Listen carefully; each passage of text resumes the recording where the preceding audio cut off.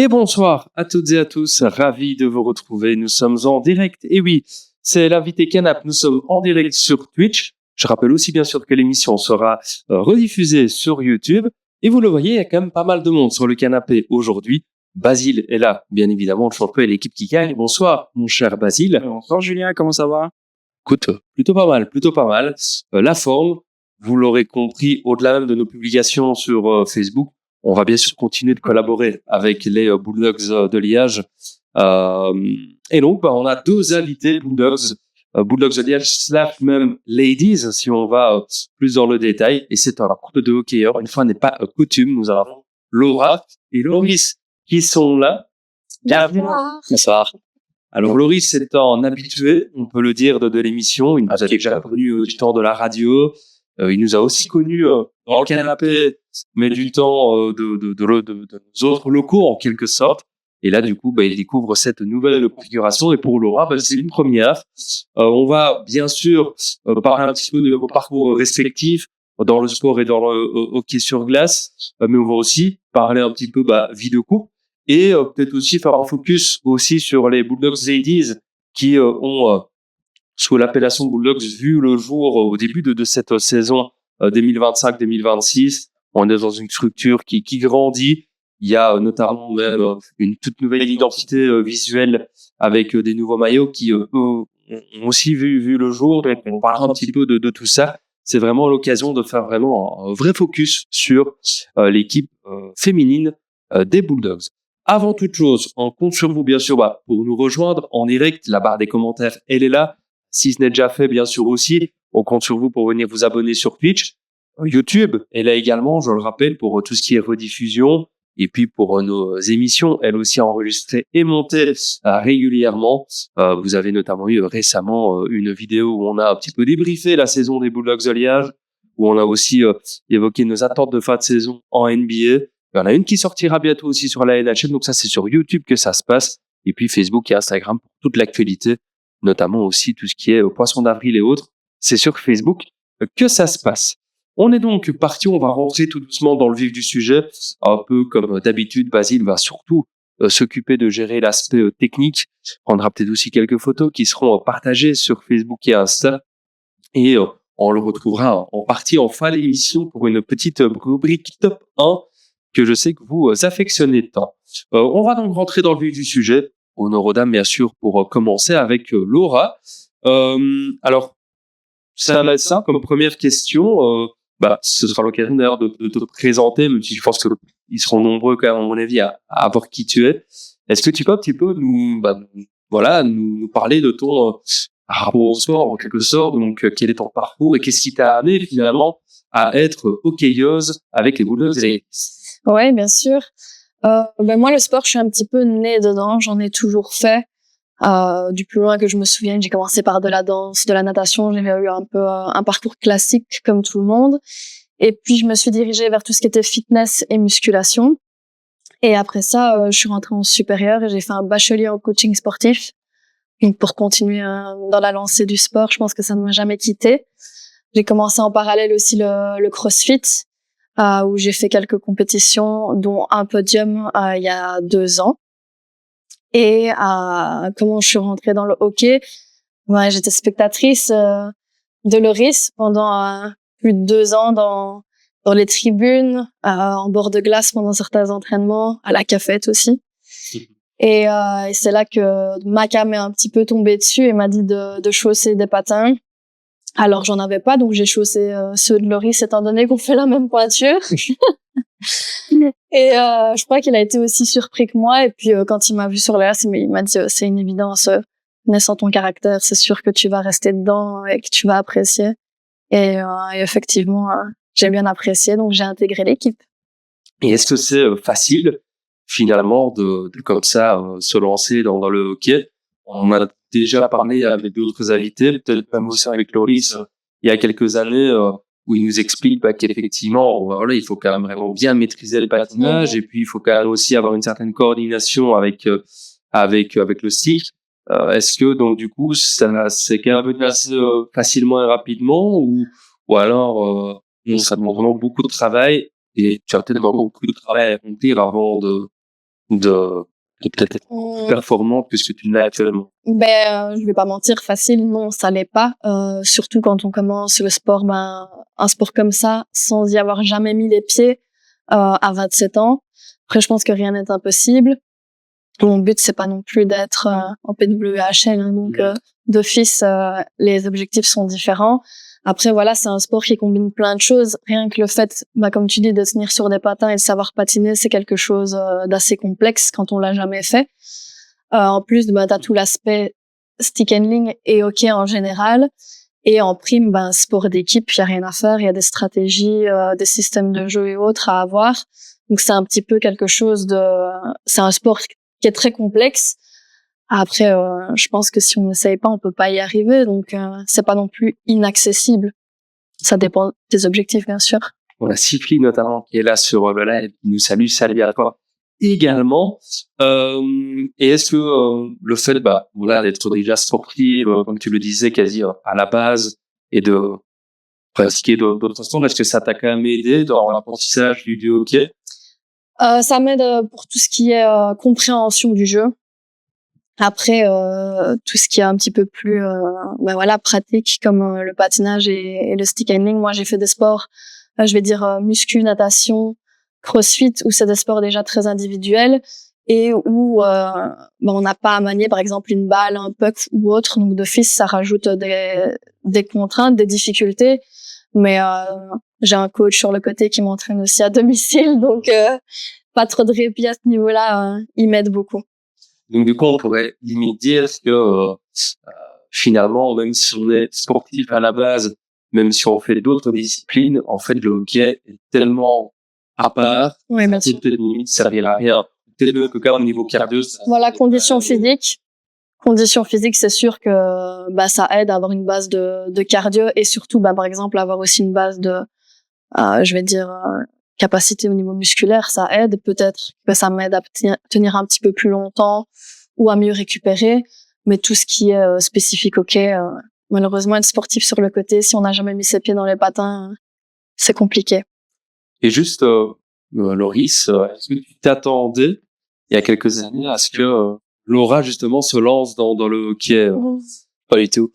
Non, déjà le fait qu'elle vienne aussi fréquemment voir les matchs, que ce soit même aux entraînements, je trouvais ça déjà incroyable pour elle, pour venir me supporter à ce point-là. Maintenant, imaginez qu'elle chose des patins, qu'elle se mette sur la glace et qu'elle adore le sport, c'était pas possible et pas imaginable pour ma part. Ben voilà, après, ce qui aide aussi, c'est que je pense une amitié avec Maka, Morinov aussi, qui font que ça l'a mise un peu plus dedans. Elle n'est pas arrivée en mode je connais personne, c'était inconnu. Elle avait déjà un peu un aspect extérieur par rapport au sport, où elle comprenait les bases et comment ça se pratiquait, plus le soutien des personnes autour. Je pense que tout a fait en sorte que ça s'aligne pour qu'elle puisse aimer le sport et rester dedans. Voilà. Pachenko 1710 qui nous salue là aussi. N'hésitez pas sur le live si vous avez des questions et autres. On se fera bien sûr un plaisir de les relayer.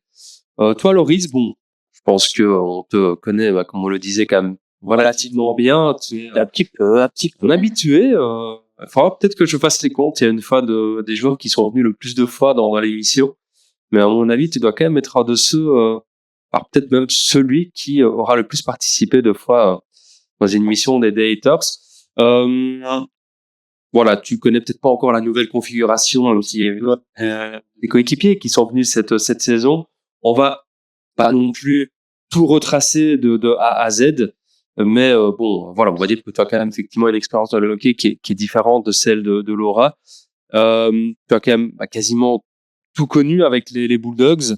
Je pense que certains dans le live s'en souviennent peut-être avec notamment certains de tes débuts avec les U18 notamment, où c'était peut-être pas les mêmes Bulldogs que maintenant. On a l'impression qu'il y a eu quand même pas mal d'évolutions là-dessus.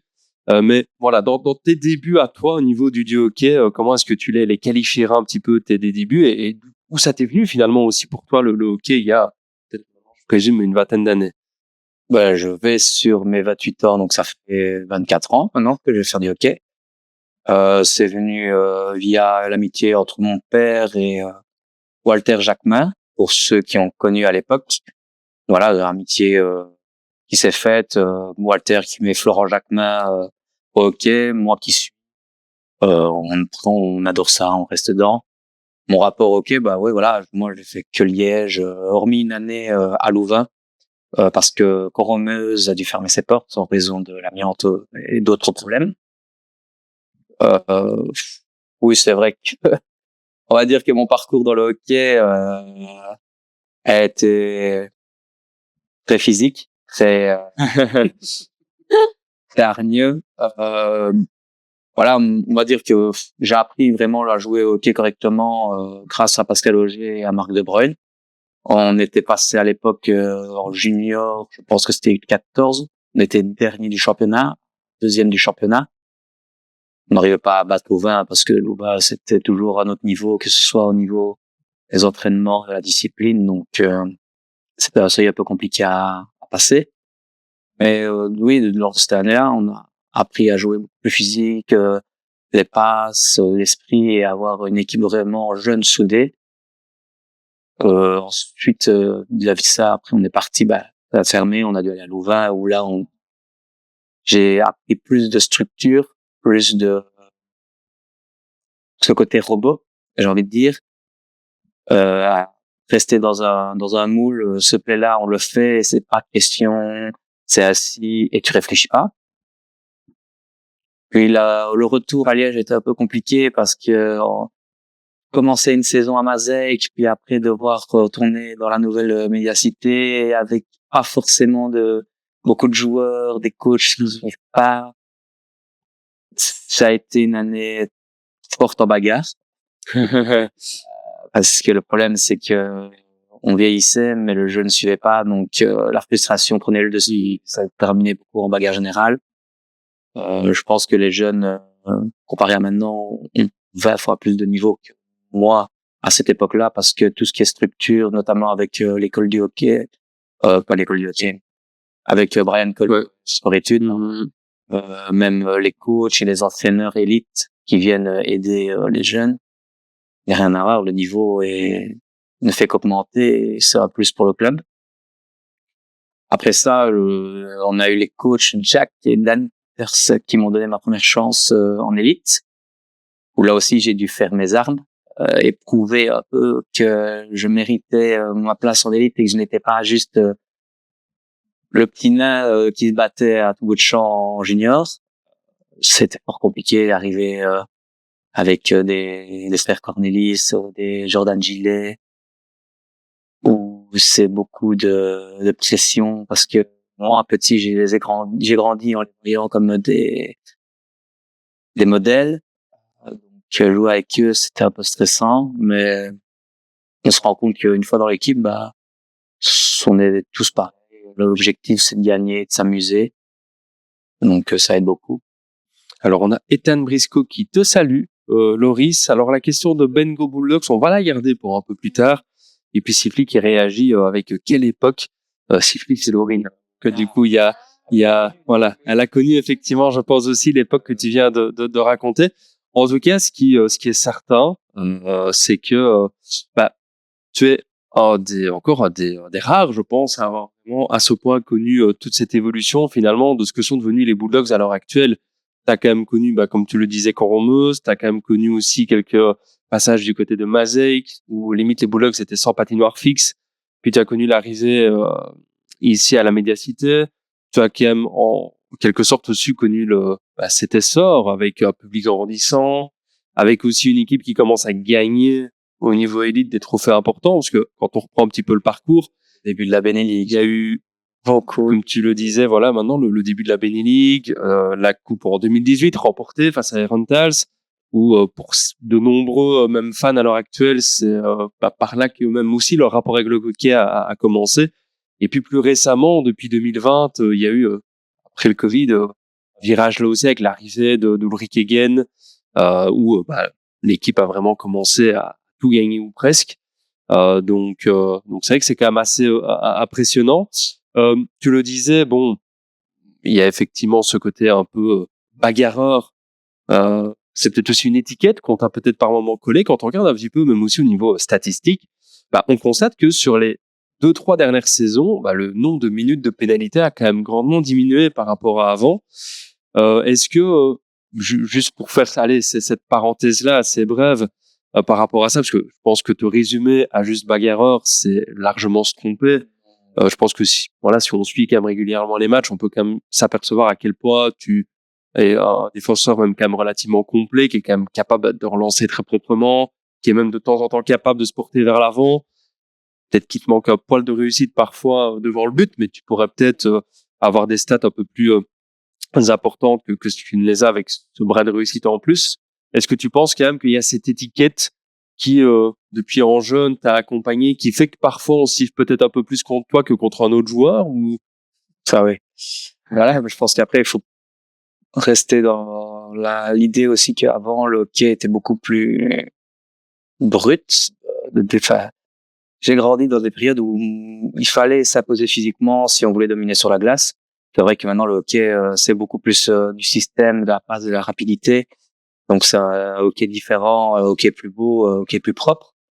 Je suis petit, je suis physique. Le problème, c'est que quand on a 16 ans, qu'on arrive et qu'on met une charge à un gars qui a 30 ans, qui est là dans la ligue depuis je ne sais pas combien d'années, et qui se fait retourner par un petit de 16 ans, et que il dit, putain, je vais le frapper, le gamin, en fait. J'en ai marre, je me fais retourner par un enfant de 16 ans. C'est pas normal. Et qu'au final, en face, on me dit, enlève ta cage, tu fais le malin parce que t'as une cage, et que je détache ma cage, que j'enlève mon casque et que je rentre dedans. Voilà, il faut un peu marquer et entretenir cette réputation pour montrer que je suis là, j'ai pas peur de vous, j'ai peur de personne. Bon, c'est un peu à double sens, dans le sens où les joueurs sur la glace, les dernières années, se rendent compte que, on va pas trop aller leur kikiner, on va pas trop aller à la bagarre. Les arbitres, eux, se disent, de toute façon, il a son passé. C'est pas grave si on lui rajoute un match, quoi. C'est un peu à double tranchant, ça, à ce niveau-là, je pense. Donc, mais voilà, moi, c'est une étiquette qu'on me donne, mais je pense pas que je suis pas réduit à ça pour ceux qui connaissent vraiment le hockey, qui viennent au match et qui analysent correctement les situations.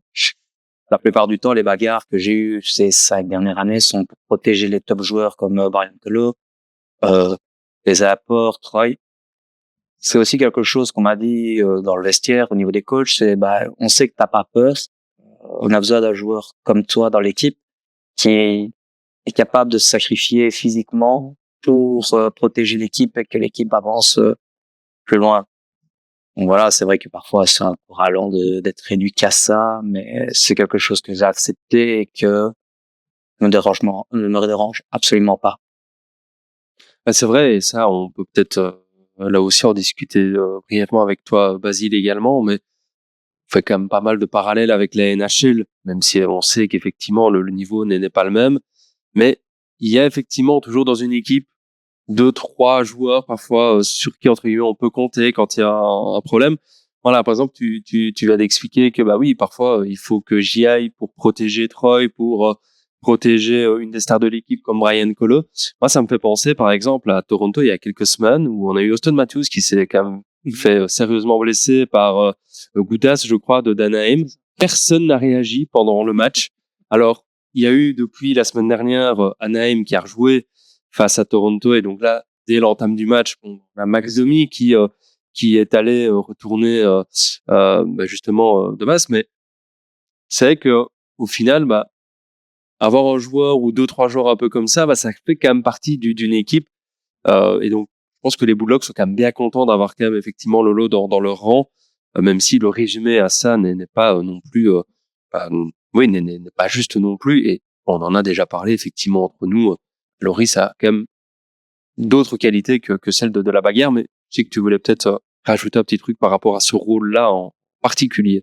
C'est clair que, comme tu l'as très bien dit, il faut toujours un joueur comme ça, et même ne fût-ce que dans les matchs qui commencent à compter, notamment en playoff, etc., on le voit qu'il faut des joueurs qui ne se laissent pas faire, parce que si tu te laisses trop faire, l'équipe en face se dit ok, tout est permis, et après c'est ouvert à n'importe quelle faute et à n'importe quelle potentielle blessure aussi, parce qu'il faut quand même se rappeler que c'est un sport de contact, donc les blessures elles arrivent aussi. Donc il le faut clairement. Maintenant, effectivement, comme on a pu le dire aussi, il faut voir un petit peu, ça doit toujours être un peu équitable. on ne peut pas non plus venir toujours dire c'est la faute d'un et jamais de l'autre. Ça malheureusement on peut pas dire que en Benelux, notamment en CEHL, ce soit souvent le cas. Mais c'est un autre débat, mais c'est clair que oui, il faut toujours ce joueur-là. On l'a vu notamment, il me semble, il y a 2 saisons face à Dix où tu étais blessé, où tu avais été suspendu, je crois. Il y a 2 saisons, non, il y a 2 saisons, c'était face à Newweed. La saison passée, c'était face à... Oui, la saison passée, oui, face à... Et il y a 2 saisons, c'était face à Newweed où c'est parti en bagarre générale et que je me suis retrouvé dans la mêlée c'est ça, à taper tout ce qui bougeait un petit peu, coordonné parce que on avait des joueurs de Newweed qui attaquaient Brian Colo, Max Wasser, petite peste, mais qui fait bien son travail. Jean. Oui. Ça, on peut pas les retirer. Qu'il y ait d'autres joueurs aussi qui sont venus pour vraiment attaquer les joueurs, pour blesser. Et voilà, on m'a dit allez, j'y étais, j'ai pris mon match de suspension. Mais la finalité, c'est qu'on a gagné la coupe cette année-là, donc je pense que j'ai fait mon travail, même si j'aurais préféré effectivement être sur la glace en équipement. Mais tout le monde m'a dit après que j'avais fait mon taf, donc. Ouais, parce et justement, du coup, l'année passée, face à Nice, on avait vu que, oui, il y avait un manque d'impact, du coup, qu'ils étaient fait sentir, vu que, tu n'étais pas sur la glace. Ça, après, c'est une situation de match, oui. où la pro était là. Et on en revient à ce que vous avez dit, mon passé qui m'a fait avoir le double de match. C'est ça. Ça, malheureusement, la ligne était évident, mauvaise réaction à un moment. Par réflexe, je sors le genou. Il vole, c'est une pénalité qui doit être sifflée. Et elle a été endurcie par rapport à mon passif et mon casier, entre guillemets. J'ai l'impression d'être sorti de prison. C'est un peu ce qui se passe ici au niveau de la Ligue en Belgique. Mais donc du coup, ouais, voilà, ça résume un peu. Voilà, il faut pas ne mettre qu'une étiquette effectivement comme ça sur un joueur, parce que on le voit tout de suite que quand il manque des joueurs comme ça dans un effectif, ça se fait notamment ressentir. Donc c'est quand même c'est un aspect du hockey sur glace. C'est sûr. Et pour un peu clôturer entre guillemets ce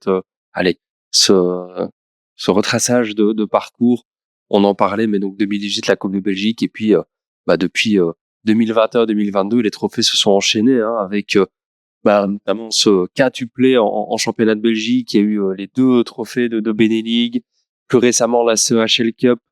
Il y a eu aussi bien sûr les Coupes de Belgique, 4 là encore qui se sont ajoutés. Donc tu fais quand même partie de cette liste de joueurs, pas le plus titré. Il y a notamment Franck ou Joran qui étaient là un poil avant toi, mais parmi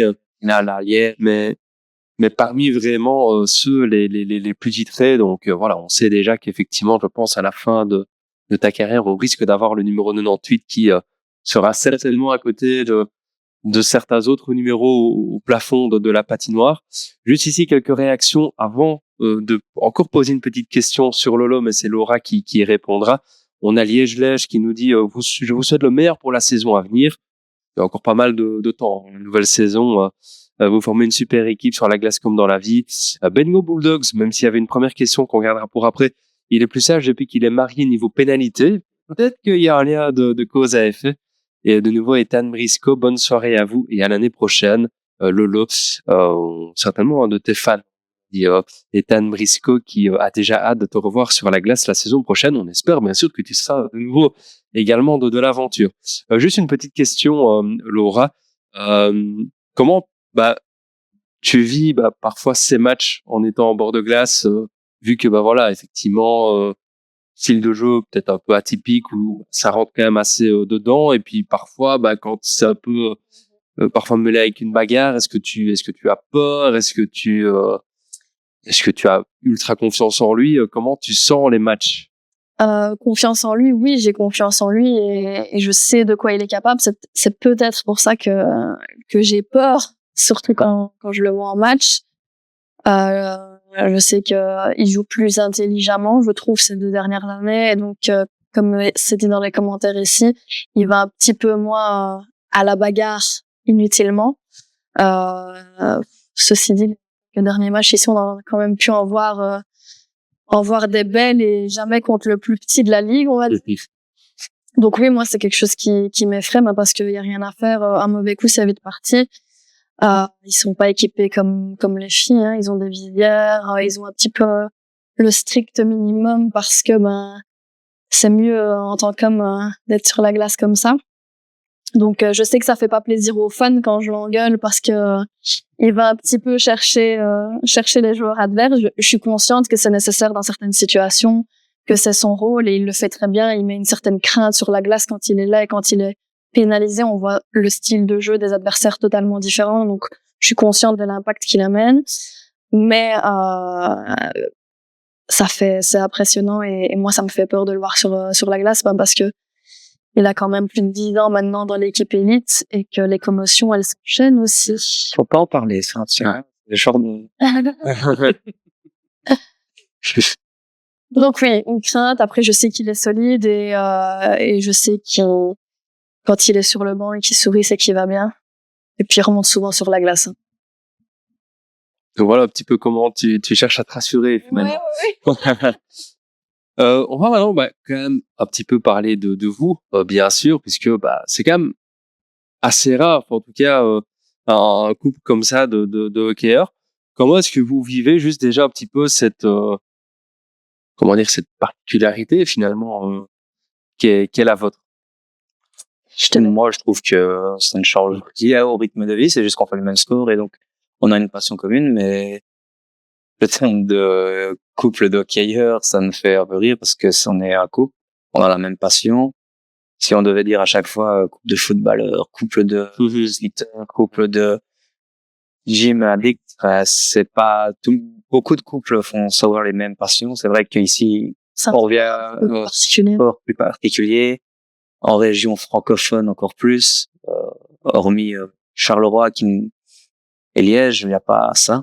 Mais moi, je ne le vois pas comme si on était quelque chose d'exceptionnel.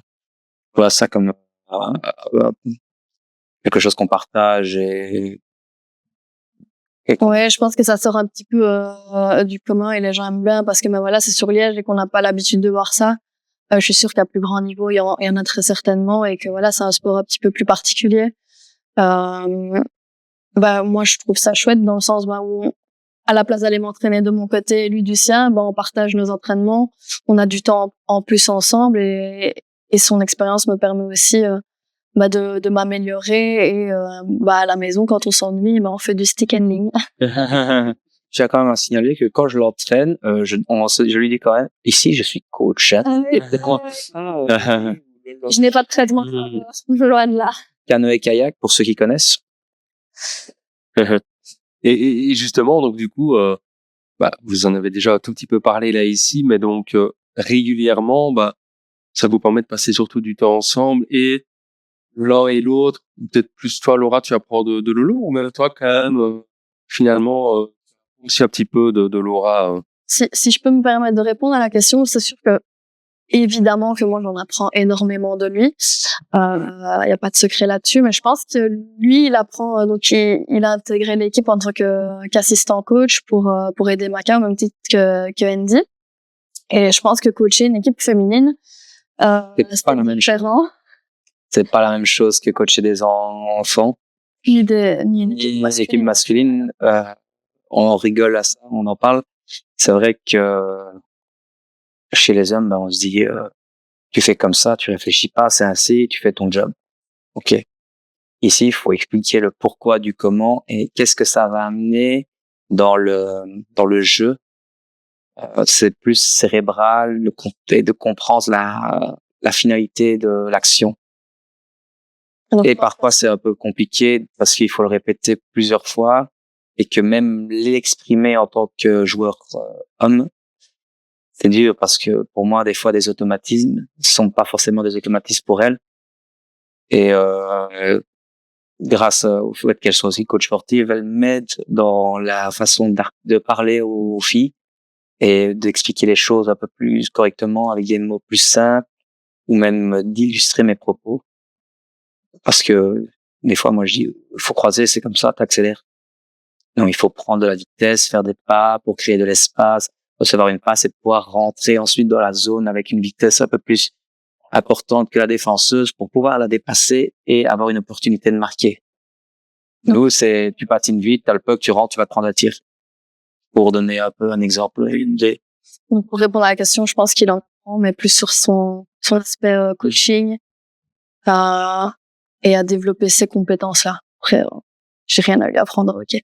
Et juste ici, même si c'est peut-être juste toi en tant que limite coach qui vit ça, mais est-ce que il y a quand même des différences entre finalement le hockey féminin et le hockey masculin? Parce que on pourrait peut-être penser que c'est exactement la même chose, mais est-ce qu'il y a peut-être quand même des coups, ou je sais pas, des actions, des gestes qui sont peut-être autorisés dans l'un des l'autre, enfin,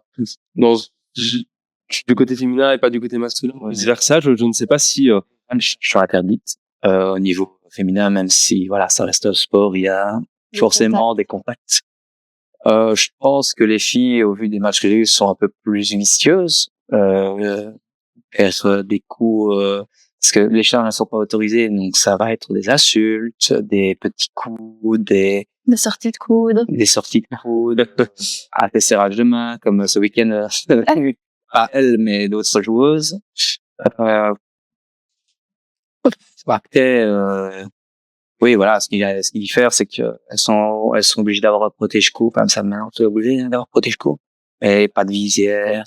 Un équipement complet, protège-cou, oreilles, gris obligatoire. Mais les protège-oreilles aussi, c'est vrai. Ouais. Donc plus de sécurité, à mon avis, vis-à-vis de ça, j'ai cru comprendre, on a regardé un peu que c'était pour prévenir les cancers du sein, etc., avec les charges au niveau du torse, que la physionomie n'est pas la même, donc c'est un peu plus compréhensible. Après, 2 poids 2 mesures. Ici en Belgique, c'est comme ça. En PWHL, elles se mettent les charges et elles se battent.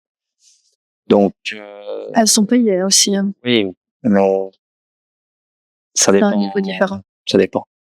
Oui, après c'est vrai que si on compare par là, si on compare même la NHL avec la CEHL, je pense que il y aura effectivement là aussi une différence. On sait que souvent au Canada et aux États-Unis, il y a le côté un peu chaud qui doit être mis en avant et où la bagarre est clairement autorisée, là où même au niveau IIHF, de manière générale, la bagarre est moins tolérée. On l'a d'ailleurs vu aux Jeux Olympiques, hein, ça a quand même posé pas mal de ça a suscité le débat avec notamment le joueur français qui a été suspendu à la suite d'une bagarre avec, il me semble que c'était Tom Wilson du Canada, et qui n'était pas à son premier coup d'essai, puisqu'il a aussi connu des problèmes de suspension en Ligue Magnus. Je crois que ça a même été jusqu'au tribunal, je pense. Maintenant, les coups et les fautes étaient peut-être assez méchants, mais bon, en NHL, est-ce qu'un jour il y aura un gars qui va aller au tribunal parce qu'il il se sera battu avec un autre mec ou aura mis un mauvais coup? Je ne crois pas. Déjà, ici, les règles de bagarre là-bas, ce sont 2 bagarres personnelles avant d'être exclues. Ici, c'est une bagarre autorisée par match. La deuxième, c'est une explosion. C'est un jour différent. Donc, on a connu des années où une bagarre, c'était une explosion. Donc, ça s'améliore parce que les gens comprennent que ça fait partie du sport et que des fois, il faut ça pour calmer les ardeurs. Pour les Jeux Olympiques, le mot d'ordre, c'est le fair play. Et la bagarre, au JO, c'est mal vu parce que c'est pas fair play. Donc c'est surtout ça le grand problème. Je pense que ça aurait été dans une compétition championnat du monde. Notamment, on a vu le match USA-Canada où ils se sont battus au face-off. C'est encore autre chose. Là, c'est vraiment le fait que ce soit l'encadrement des Jeux Olympiques qui ait aggravé la sanction et que tout soit enchaîné aussi mal pour lui. Même si on a quelques joueurs dans l'équipe qui le connaissent un peu, notamment Tanguy Auger, qui savent qu'il est un peu dur et des fois pas très malin pour certaines bagarres. Maintenant, c'est vrai qu'après, je sais pas si on en a déjà touché un mot à ce point-là, mais alors oui, je peux comprendre l'esprit olympique. Maintenant, le hockey sur glace, je trouve que ça doit rester le hockey sur glace, c'est ce qui fait un peu son charme quand même aussi. Donc de là à peut-être ne tolérer aucune bagarre alors que ça fait quand même partie du sport. Bon, c'est à ce moment-là, il faut peut-être pas mettre le hockey sur glace aux Jeux Olympiques alors. Mais bon, c'est. Et il faut regarder les autres ligues. Quand on voit la Finlande et la Suède, là-bas, les bagarres, il y en a quasi pas. Il y a des échanges de coups, toujours avec des gants, mais des vraies bagarres, c'est très très rare. Certes, ça joue physique, mais là-bas, c'est un jeu plus technique que ce côté chaud qu'on a en NHL, même en KHL, à part, oui, évidemment, il y a 2-3 matchs où c'est vraiment, on dirait que les Russes, c'est barbare, mais là-bas aussi, c'est plus le beau jeu et la créativité qui sort que la brutalité du Canada ou des États-Unis. T'as peut-être un truc à rajouter, Basile? Bah, on l'avait vu, notamment avec Chabanov, notamment aussi, qui était ancien apport russe. Et on avait tout de suite vu, ouais, ses qualités de patinage et ses qualités de stick handling, ils étaient assez spectaculaires, ne fût-ce que de le voir jouer. Mais c'est vrai que ça perd de son charme au JO, mais effectivement, je rejoins un peu Loris sur le fait que ça reste dans la logique des JO de ne pas avoir de bagarre et bon, on va dire que c'est que tous les 4 ans, donc c'est pas non plus la mort de dire à des gens bon bah vous allez sur les JO, essayez de pas trop vous battre. Je pense que ils sont quand même grands pour savoir un petit peu se contenir au moins pendant un mois, mais on a vu que certains n'y arrivent pas. Mais et notamment avec la finale aussi USA Canada, on voyait que ça se chauffait quand même et que ça se retenait toujours, notamment avec les frères Tkachuk. Donc ça fait aussi un peu partie du truc de se dire s'il y a la bagarre, du coup c'est encore plus surprenant même de voir arriver ça au JO. Et d'ailleurs, on l'a vu, ça a fait le tour du monde, comme quoi le joueur français était passé au tribunal parce qu'il avait des antécédents, etc. Donc voilà, maintenant les JO c'est les JO et je pense que le reste des compétitions ça fait son charme aussi. Parce qu'on a quand même fort, nous, le regard tourné vers les États-Unis et le Canada avec la NHL, qui est peut-être pas effectivement le même type de ligue que les autres ligues que tu as énumérées. Et c'est vrai que notre regard est peut-être par moments un peu biaisé. Quelle est votre routine, finalement, je dirais, allez, prenons une semaine type où il y a des entraînements et 1 ou 2 matchs, même parfois pour toi, Lolo, en saison régulière. Voilà, quelle est votre routine? Comment est-ce que vous arrivez un petit peu à combiner tout ça, les entraînements, les matchs? Comment est-ce que vous vous organisez? L'organisation, yes. Non, c'est compliqué. Je pense que qu'on voit toujours le bel aspect du hockey, mais c'est quand même beaucoup de sacrifices et surtout plus pour lui, enfin que pour moi, en tout cas de manière indirecte. 5 fois semaine, il est pas là pendant 6 mois de l'année. Il va travailler, il rentre, il est 23 heures de la patinoire et entre-temps on se voit pas. Et puis on a les matchs et on a toujours un domicile en extérieur et on sait qu'il y a des destinations qui sont un petit peu plus proches que d'autres et qu'on sait faire que d'autres. Quand je pense à Neuwied ou Dietz ou RNV, c'est des journées complètes rien que pour le trajet. Même pour lui niveau fatigue, c'est des heures de trajet, le match puis le retour à 1-2-3 heures du matin. Donc la chance que je fasse du hockey, ça nous permet aussi d'avoir le mardi soir où Loris fait son entraînement juste avant le mien et donc il reste sur la glace pour nous entraîner. Donc c'est un petit moment de partage quand même. Ouais, c'est un petit moment en plus en semaine qui fait du bien franchement moralement. C'est vrai que c'est compliqué que ce soit pour les deux côtés, se lever à 5h30 pour aller au dépôt à 6h, rentrer, prendre parfois une douche, parfois pas du tout, et aller directement s'entraîner. C'est un style de vie, un rythme de vie qui était fort compliqué. Après il y a ce plat, c'est un choix que j'ai fait, donc ça va pas durer non plus toute une vie. Le hockey, ça s'arrête vers 35, 36 ans, quand on fait une bonne carrière. Donc voilà, c'est les années où on profite pour pas non plus que on regrette l'un et l'autre le sport et ce côté en mode j'aurais bien aimé faire quelques années quand ça arrivera et qu'on dira j'ai atteint ma limite, on sera satisfait de ce qu'on a fait. On est conscient de ça et on est tous les deux sportifs par chance, j'ai envie de dire. Et donc ça permet aussi, je pense, une meilleure compréhension de la situation. Je dis on sacrifie 6 mois de l'année, oui et non, puisque c'est un plaisir bien évidemment de le voir sur la glace parce qu'on voit qu'il fait ça avec cette trip et que c'est son bonheur d'être sur la glace. Donc oui, il y a des moments où c'est un petit peu plus difficile que d'autres, mais je pense que je le suis beaucoup dans ça et que vous me voyez d'ailleurs beaucoup au bord de glace. Voilà, plus que moi techniquement. Et donc, c'est une manière aussi de l'accompagner, de le voir et de le supporter parce que je sais que de son côté, la fatigue aussi peut être compliquée. Alors, il faut du soutien derrière, je pense. Alors, on va pas forcément revenir sur la saison écoulée côté élite masculine. On a quand même déjà beaucoup parlé. On en a même d'ailleurs fait une émission qui a été enregistrée, qui est disponible sur YouTube. Donc, si vous voulez même un petit peu nos avis sur la saison écoulée des Bulldogs, allez voir notre vidéo sur YouTube. Mais on va justement là vraiment faire un vrai focus aussi sur les Bulldogs Ladies. On a notamment Bengo Bulldogs qui nous posait comme question tout à l'heure combien de joueuses composent le noyau dames. Voilà, concrètement, on sait que sous l'appellation Bulldogs, c'était vraiment ici la première saison pour les Bulldogs Ladies. Est-ce que d'ailleurs, il me semble qu'il reste encore quelques matchs, encore un ou deux matchs, si je dis pas de bêtises. Donc la saison touche à son terme. Mais voilà, en gros, à l'heure actuelle, aujourd'hui 6 avril 2026, les Bulldogs Ladies, finalement, c'est quoi? Je pense qu'on a réussi à quand même pas mal se développer ici en quelques semaines, quelques mois, parce que ça fait pas énorme non plus.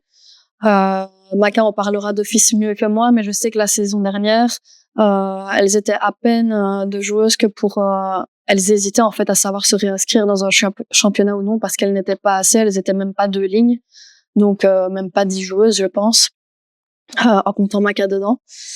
Et cette saison, je pense que le fait d'ouvrir aussi nos réseaux sociaux a beaucoup aidé à avoir de la visibilité. Les gens se sont rendus compte déjà qu'il y avait une équipe féminine et que ça pouvait être aussi intéressant. Et pour le moment, on est aux alentours, je pense, de 22-23 joueuses. Donc, on a presque doublé l'effectif. Donc, on est un petit peu fiers de ça, mais parce que comme Maca le dirait, l'équipe, les Ladies, c'est son bébé à elle et à Messaline qui ont créé donc les Ladies. On voit que les Stars et ça grandit et ça nous aide à avoir des joueuses en plus, même qui n'ont jamais patiné et qu'il faut former. Ça nous aide forcément pour les années prochaines. Donc, on est assez contente de cette évolution en si peu de temps, en tout cas.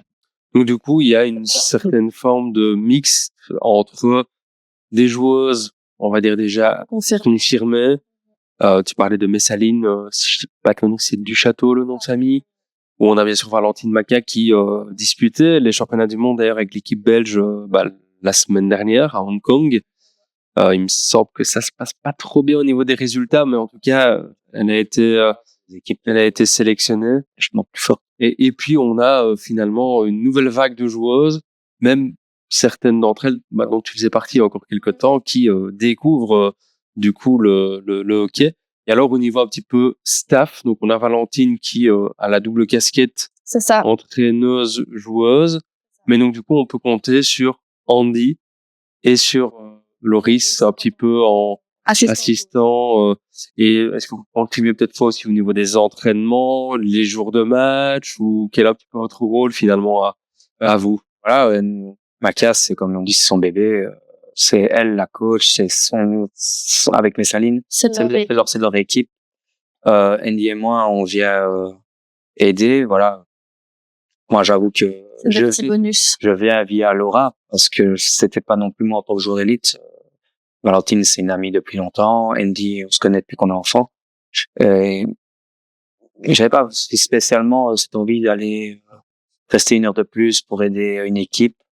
Voilà, le fait que Laura participe, ça aide aussi c'est de l'équipe directement en mettant un peu mon savoir défensif dans l'équipe. Parce que Andy et moi, voilà, on est assistant coach. On aide là. Lui est spécialisé attaque, moi défense. Ça m'est arrivé d'aller coacher sur le banc pour aider Val parce que en tant que joueuse et être sur le banc, c'est 2 choses qui sont compliquées à assembler.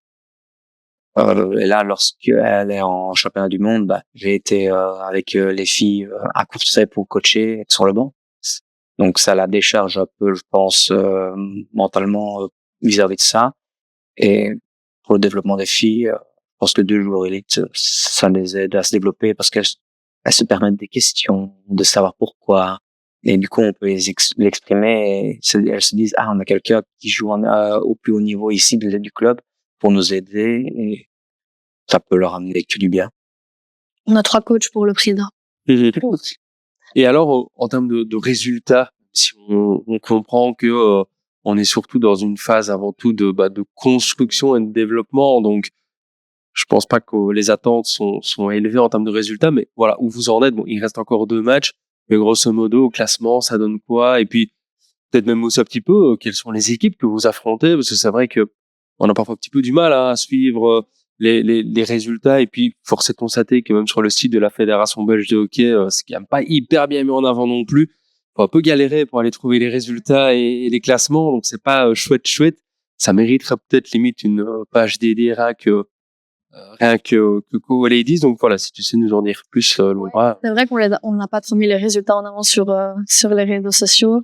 Nous ici en championnat BVB, on est 4e sur 5 équipes.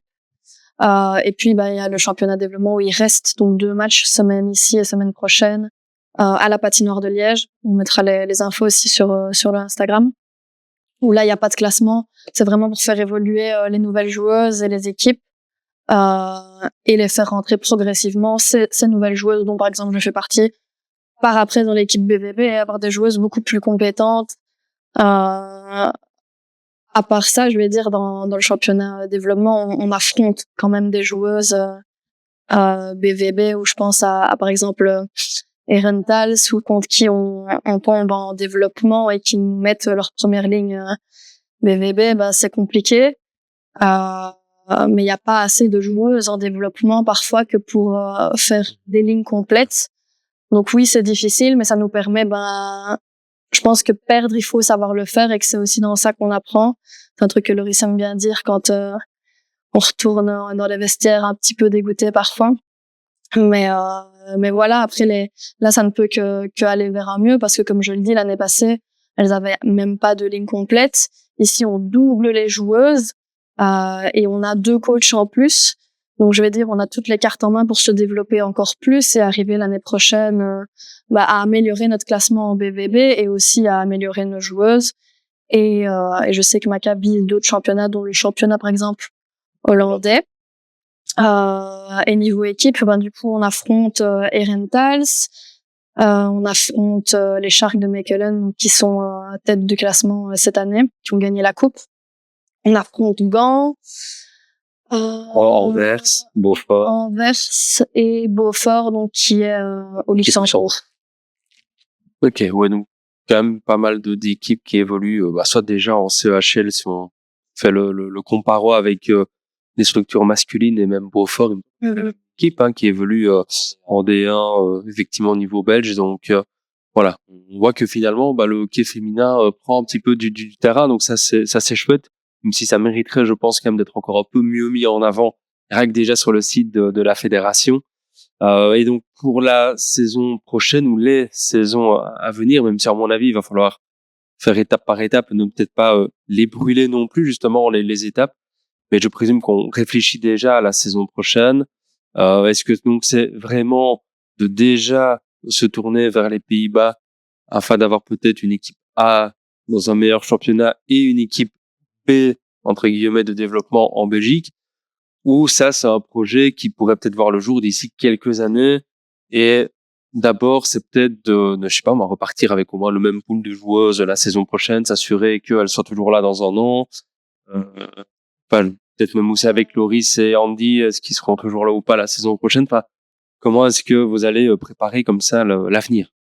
C'est des sujets qu'on a déjà abordés avec Maca, donc je peux un peu y répondre.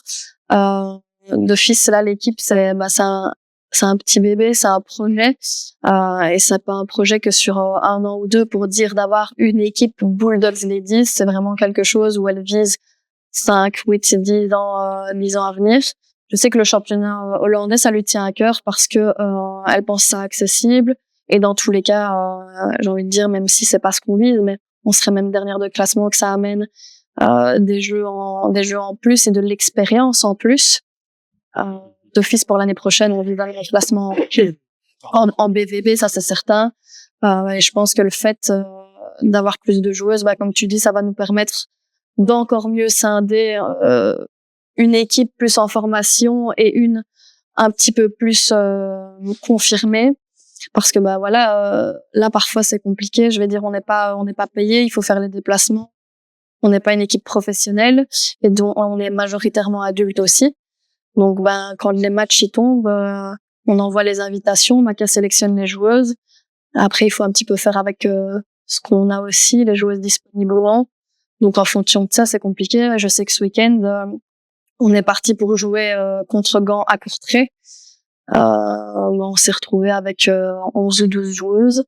Donc ça a été un petit peu plus cardio que d'habitude. Mais voilà, on doit faire un petit peu avec tous ces aléas-là aussi. Oui, il faut vraiment peut-être installer l'équipe un peu plus sur le long terme. Peut-être aussi faire en sorte à ce que les joueuses qui participent soient disponibles peut-être même aussi à tous les matchs. Voilà. Ça va C'est un petit step supplémentaire en termes même d'organisation peut-être aussi. Mais voilà, c'est effectivement, comme tu en parlais très bien, oui, on est encore qu'au début, donc ça ne peut que évoluer. Juste un petit mot, quand on parle de Pays-Bas comme ça ressemble à quoi là par contre la ligue au niveau néerlandais est-ce qu'ils ont un vrai temps d'avance sur la Belgique au niveau du hockey féminin ou est-ce que ça se vaut je pense que je sais pas. Non, je connais pas le niveau. C'est que Malines joue dans cette ligue-là et Malines c'est quand même elle gagne tous leurs matchs facilement avec une différence de 8 goals minimum ici les équipes. Donc je ne sais même pas si elles font des bonnes stats dans le niveau hollandais, donc elles sont peut-être milieu de classement, je me trompe peut-être. Il faudrait poser la question à Maria qui s'y connaît beaucoup mieux. Ici voilà, on est arrivé en cours de saison, même Annie et moi on arrive en cours de saison vraiment on est et voilà, nous on a déjà eu cette discussion aussi avec Maca de projets de développement comme Liège Elite a connu il y a 5-6 ans où on était aussi une dizaine de joueurs au match et que ça a doublé, qu'il y a eu des recrutements. Ici, je pense qu'on est dans une année et même les 2 prochaines années de recrutement, ainsi d'amener le plus de personnes et de filles possible dans l'équipe, parce que forcément, essayer, peut-être qu'une saison ça va et la saison après, en fait, j'ai pas le temps de travail, ça ne me plaît pas, c'est beaucoup de dépenses. Donc, des allées et des venues, ils vont en avoir. Le but est d'avoir au minimum 2 lignes et demie de noyaux purs. Et à partir de ce moment-là, évoluer vers d'autres lignes et faire une équipe totalement développement sans des joueuses avec plus d'expérience pour pouvoir vraiment avoir cette réserve sur le côté et augmenter le niveau féminin. Comme Maca aime bien le dire, le but de l'équipe est d'augmenter le féminin francophone et belge, ou même liégeois tout simplement. Et ce n'est pas de faire des stats dès le début. Ça arrivera au fur et à mesure. Après, je sais que là, donc Maca elle est partie en national où on a 8 filles de Mechelen et 7 filles de Rentals, quelque chose comme ça. Je sais que Maca est un peu attristé de pas avoir Liège inscrit. Donc je pense que c'est aussi le but. Après, de notre côté, c'est à nous à prendre en crédibilité aussi parce qu'on peut pas demander beaucoup si on n'amène pas aussi quelque chose de solide. Je pense notamment aux entraînements. Déjà, on a 1h30 par semaine. Donc, c'est compliqué de tout voir en 1h30 par semaine. Il faut que les filles aussi se mettent en condition et s'entraînent de leur côté leur restant de semaine pour pouvoir arriver prêtes sur la glace. Et on aimerait bien, par exemple, demander un petit peu plus d'heures de glace, mais ça, on doit aussi aller le chercher, que ce soit par de la crédibilité, de la présence des filles, tout simplement, parce qu'on peut pas prendre l'heure de glace, par exemple, de Lilith et leur dire, bien s'entraîner à votre place, on a besoin d'évoluer le niveau. Ouais. Et voilà, après, on a déjà eu des discussions aussi avec Maca, Mendy et d'autres joueuses. Le développement, il est un peu compliqué quand on a une seule séance par semaine.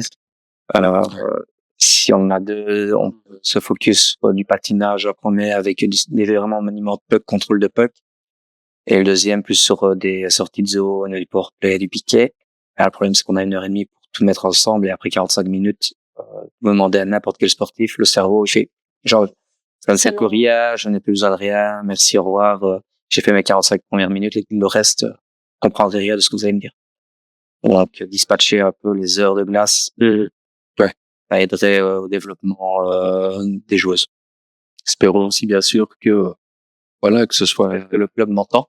à la présidence et même aussi la patinoire, hein. Je pense qu'Equalia et la patinoire de Liège auront peut-être aussi un petit peu leur mot à dire, mais espérons bien sûr effectivement que la collaboration puisse perdurer et qu'on puisse voilà voir d'ici quelques années la structure Bulldogs Ladies grandir encore et encore. Un petit mot quand même parce qu'il y a des réseaux effectivement sociaux propres justement à cette identité. C'est pas Sang et Marine là pour le coup, c'est Rose et Marine. Mais donc du coup voilà, si tu sais juste faire le petit Oui, promo. on a un compte Instagram, Bulldogs Ladies, et un compte TikTok aussi pour les plus jeunes peut-être. Et c'est vrai que pour avoir de la visibilité et faire évoluer l'équipe, on a aussi besoin des supporters, que ce soit sur les réseaux sociaux ou en bord de glace quand on joue. Nos matchs, ils sont gratuits. Et c'est toujours chouette pour nous aussi de jouer devant des spectateurs. On a eu l'occasion de jouer devant quelques spectateurs il y a quelques semaines et ça change totalement la donne, même pour l'aspect motivationnel. Donc voilà, si on veut se développer, venir sur les réseaux sociaux, venir au match, ça fait aussi partie du jeu et ça fait plaisir. On essaiera, parce que tu disais qu'il y avait encore 2 matchs. Je présume qu'il en reste au moins un à Liège. 2 à Liège. Les 2 à Liège. On essaiera, de toute façon, je pense que Sifli, Laurine sera, je pense, du même avis que moi si on... Bon, une meilleure maline, si vous voulez voir le niveau et comprendre un peu la différence. On essaiera, pourquoi pas, peut-être même de relayer lors de ces matchs-là sur nos réseaux. Ça peut effectivement, là aussi, être l'occasion d'aller vraiment soutenir les ladies. Ça en vaut la peine, hein, je pense. Et puis, je pense que tous les joueurs qui se respectent et tous fans des Bulldogs qui se respectent, il n'y a pas que, effectivement, l'équipe élite, hein. On parlait du 18, il n'y a pas si longtemps, la D1, mais même aussi les ladies. Il faut effectivement que, voilà, c'est un club qui se porte bien, c'est aussi effectivement toutes les autres structures et non que l'élite qui fait que le club se portera bien. Je sais pas si Basile, tu avais peut-être encore une dernière question par rapport aux ladies ou par rapport au couple Laura Lolo ici dans un premier temps, ou si on aborde peut-être ta rubrique top 1, parce que ça fait un petit peu plus d'une heure là ici qu'on est en live, donc et oui, le temps passe vite, mais effectivement Écoute, je pense qu'on peut passer au top 1, aux éliminations. Donc, si vous n'êtes pas familier, donc top 1, on va pas faire un style comme Combini. Donc, vous posez des questions qui n'ont peut-être pas toujours un rapport avec le hockey sur glace. Ok. Et donc, du coup, on va essayer de trouver quel sera votre top 1. Ok. Donc, on va faire individuel. Comme ça, on sait le top 1 de Loris, le top 1 de Laura. Et donc, du coup, comme je le dis, il y a un peu tout et rien comme question, puis on fera par élimination. Rien à voir. Le top 1. Tout le monde y est passé. Pas de souci. Alors, honneur aux dames. Novice. Du coup, comme je l'ai dit, bon, c'est quand même un peu en rapport avec le hockey, un joueur ou une joueuse de hockey préférée. Une joueuse, je dirais, elle s'appelle Lexi, elle joue pour Seattle. Ok. C'est une attaquante et elle met beaucoup l'aspect déjà mode en avant sur le hockey, donc une hockeyeuse très féminine. En plus de ça, c'est pas celle qui marque le plus de points, mais c'est celle qui met beaucoup la pression, qui est souvent là sur les forechecks et qui en impose. Donc je vais dire son charisme en dehors et sur la glace est appréciable. Donc, Lexi. Ensuite, pour toi, Laurie, c'est un joueur de hockey préféré. Moi, ça a toujours été Sidney Crosby par rapport à... Il est complet au niveau que ce soit passe, goal, intelligence et présence sur la glace. C'est Sidney Crosby, donc voilà.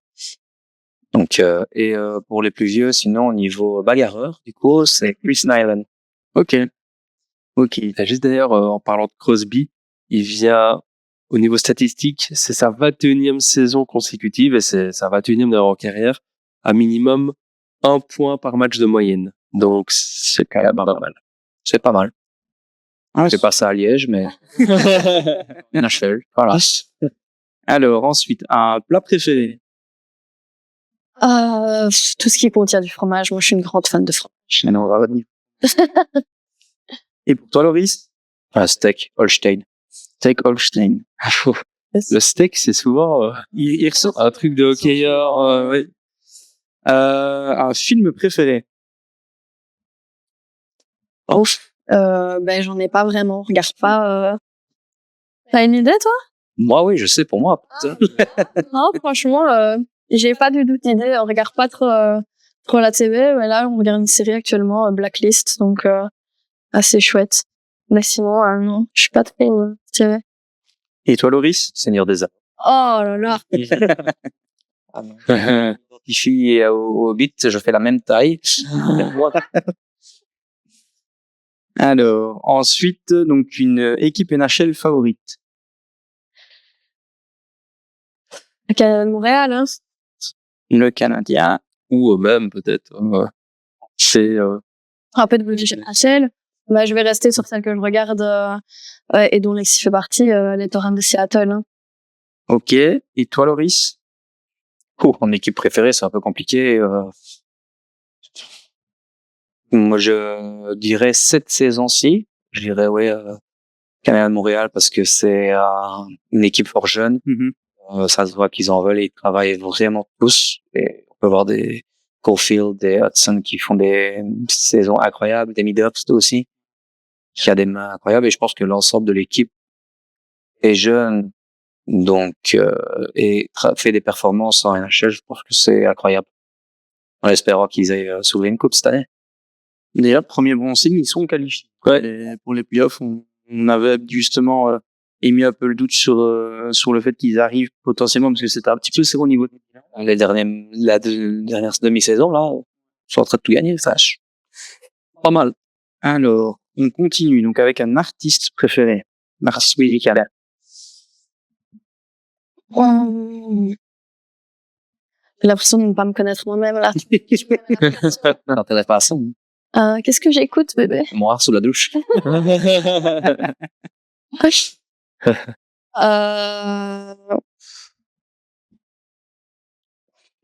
Une question, ça suit.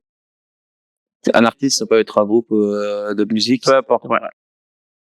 Je n'ai aucune idée. Qu'est-ce que j'écoute? Tu sais, toi, ce que j'écoute? Oui, le style de musique, c'est le Ouais, on écoute beaucoup de techno en ce moment. Moi, si je dois en dire un, ce serait Fantasme, mais c'est un peu tabou, c'est aussi. c'est un petit peu tabou de citer son nom ces temps-ci. Moi, pour ma part, c'est plus Muse, groupe de musique, que j'ai commencé à écouter via ma mère. Et c'est Madeleine de Proust pour aller à l'école tous les matins où j'écoutais l'album avec ma mère en boucle, ça à l'aller-retour. Et même de temps en temps, quand j'entends la musique, j'ai la nostalgie qui revient. Donc, Loris est un grand chanteur sous la douche. Alors, du coup, pour toi, Laura, ta coéquipière préférée?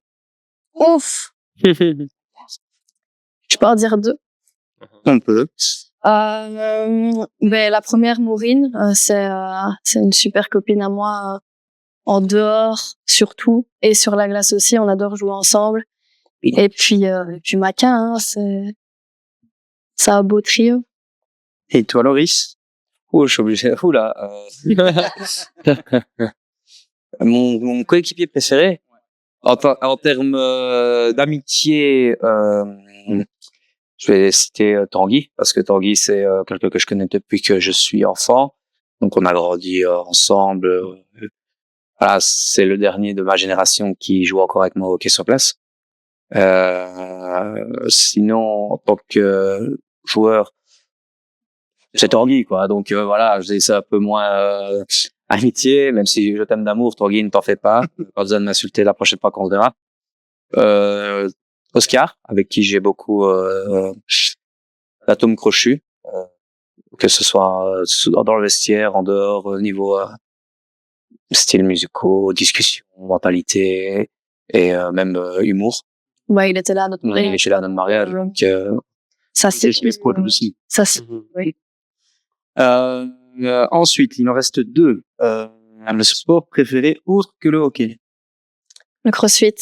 CrossFit. C'est quelque chose qui fait encore un peu partie de ma routine. Le sport en général. Mais le CrossFit a une place particulière dans mon cœur. Et toi, Loris? Il va pas te dire la course à pied parce que je le force. Les sports, pas vraiment, j'aime bien regarder l'UFC. Donc MMA. Après, un autre sport que j'ai pratiqué, je dirais football américain. Mais j'ai fait quelques entraînements, un match avec les Mustangs. Donc, salut les copains. Et j'ai énormément apprécié, mais voilà, encore une fois, c'est des entraînements qui sont plus tôt, donc pas su mélanger le travail et le sport en même temps. Et le dernier, une série préférée. Ce pire Blacklist. Blacklist pour le moment, mais en série préférée, je dirais Viking. Viking. Oh, je pensais que t'allais dire. Ah, j'ai oublié. Quoi? Outlanders. Oh. On a été en Écosse quand même. Ouais, on a été en Écosse. Ouais, Viking. Ça regarde mon cœur. Ah, j'aimerais la tête. Et toi, Loris? Outlanders. Je trouve que c'est bien fait, même si c'est une histoire d'amour, tout ça, et que ça sort un peu de mon personnage de bagarre. Parce que le côté, C'était romantique. non, mais le côté surtout époque et voir un peu les reconstitutions, le suivi, que ce soit intellectuellement parlant, savoir l'histoire, tout ça, j'aime bien. Et la série est vraiment très très bien faite, donc. Ok. Ben écoutez, on va passer aux séries éliminatoires maintenant. Donc, Choisir toujours entre la joueuse Lexi, qui nous vient de Seattle, et le fromage, qu'est-ce que tu choisis? Oh, le fromage. elle va tout gagner. Entre donc du coup ton artiste préféré fantasme et tes coéquipières. Ah, mes coéquipières. Ça va être Et entre le CrossFit et Viking. Le CrossFit. Le CrossFit. Alors, Loris, entre Sidney Crosby et un steak de Holstein. Steak de Holstein. Plus accessible. Entre le Seigneur des Anneaux et le Canada de Montréal. Seigneur des Anneaux. Et ouais. Tu les portes autant que ça dans ton club. Eh ouais. Entre Muse et tes coéquipiers. Un coéquipier. Et entre UFC / Foot US et Outlanders. UFC. Yeah.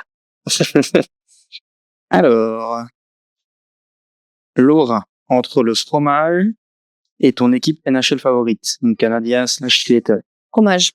Fromage. On va faire des paris. Entre tes coéquipières et le CrossFit. Mes coéquipières. Ouais, c'est compliqué comme question. Pas le choix. Là, si, t'as le choix.